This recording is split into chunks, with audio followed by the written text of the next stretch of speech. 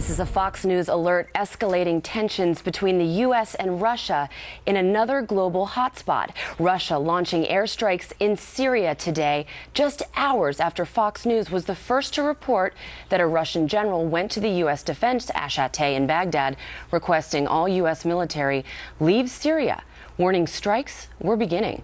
The Kremlin claiming it's hitting ISIS targets, but our sources at the Pentagon say that that's not true. This is Outnumbered. I'm Andrea Tanteros, and here with us today, Harris Faulkner, Sandra Smith, co-host of After the Bell on Fox Business, Melissa Francis, and today's hashtag One Lucky Guy, the perfect one lucky guy today, right, former ambassador to the UN, Ambassador John Bolton, and you are outnumbered. Welcome back, sir. Glad to be here. On a very, very busy news day, so let's get right to it. Russia's defense ministry is saying that its jets are carrying out airstrikes on ISIS positions in Syria. The problem, well, the towns where Russian bombs are raining down don't appear to have an ISIS presence, but are instead home to the Syrian rebels fighting dictator Bashar al-Assad, a key Moscow ally. All this with the State Department saying that the U.S.-led coalition will keep flying missions over Syria and Iraq. Senator John McCain, as usual, not holding back on the Senate floor moments ago. In fact, it was 1 year ago at this time when the President of the United States said, our strategy is to degrade and destroy ISIS. A report yesterday, some 28,000 European and some American have come into the fight on the side of ISIS. Mosul and Ramadi remain in the hands of ISIS, and of course, the continued advances of ISIS in Syria are well known. In short, a year ago after the President made that statement, there is no strategy, there is no success.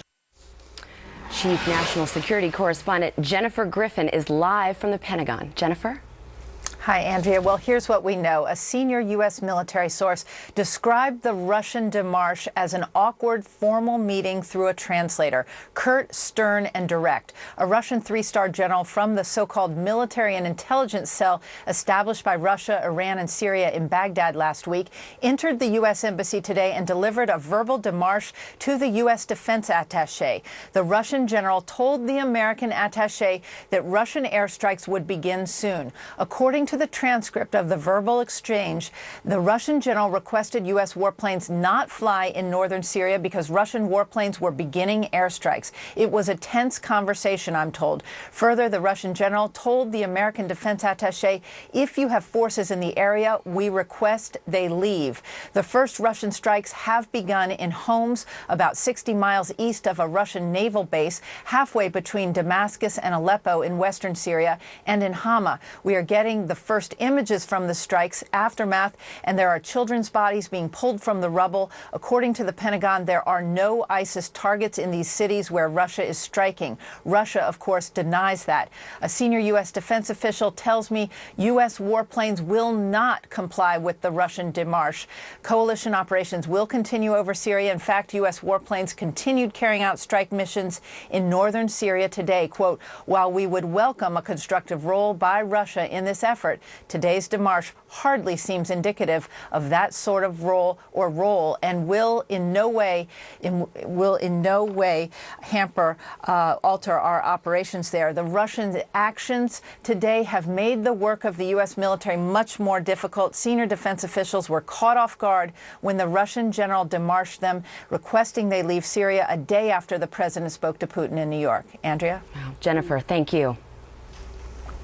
Ambassador Bolton, a lot of news coming out of the Middle East today. If you are the White House, what do you do? I mean, essentially, U.S. troops have been told to leave. Earlier this week, Putin asking the White House for cooperation, the president saying no. So what does he do? Well, this president won't do much of anything. What we should be doing is reasserting America's role in the Middle East, because I think Putin is playing a very long game here. He's bidding for dominance in the Middle East against the United States, and he thinks he can prevail because he has a weak and feckless occupant in the White House who has written one red line after another on Syria, on Iran, you name it, and not followed them through. This provocation today is not the real issue. The real provocation coalition is any additional Russian military forces in the region at all, something we have tried to keep out for over 50 years since Anwar Sadat expelled the Soviet military advisors in the early 1970s. This represents a disastrous reversal of America's sway in the Middle East. Mm-hmm. Yeah. I want to talk about the timing of this, Ambassador Bolton. One might ask, why now? Why is Putin doing this now? I mean, is he viewing more weakness today than he has in the past? Yeah, I think he also sees a way to tie together what's happening in the Middle East with his longstanding desire to break the sanctions imposed against Russia because of its incursions into Ukraine and its annexation of the Crimea. So you'll notice in his speech to the UN on Monday, he said, look, you've got hundreds of thousands of refugees coming into Europe as a result of this conflict. I'm going to take steps to resolve that conflict and implicitly end the refugee flow. You Europeans should come along with me. And by the way, just a small point, let's get rid of these Ukraine sanctions. All right. So, Andrea, a couple things happening right now. The Russian Foreign Minister, Sergei Lavrov, is actually chairing a meeting where Secretary Kerry has just begun to speak. So we are monitoring that for whatever news might come out. We do know that just shortly before they took to this meeting, there's several leaders from different countries there who've already spoken, more set to speak later today, that Kerry and Lavrov spoke by phone this morning. And so if their comments get to Syria, if those comments by John Kerry get to Syria, we'll bring them to you live. We cannot independently confirm the video that Jennifer Griffin was talking about, but there's a lot of it now coming from these children being pulled from the rubble. And then this just happening.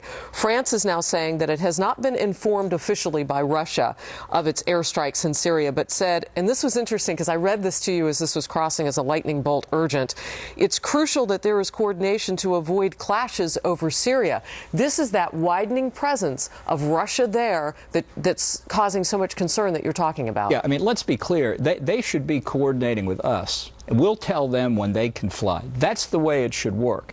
In terms of deconfliction of planes in the air, we can do that. That's not much of an issue. But remember, over the past 2 years, Russian air and naval assets have repeatedly come close to American planes and ships. They've challenged our airspace in the north and in Europe. They've been preparing for this for a long time, and now they're following through on it. So I think this is clearly something with the President and the Secretary of State in New York. This timing is no coincidence, comrade, as they used to say. Melissa, last night Donald Trump was on the O'Reilly factor, and he took a bit of a different tact. He says that Assad is not a direct threat to the United States of America, so why are we so concerned with letting him stay in power? Take a listen.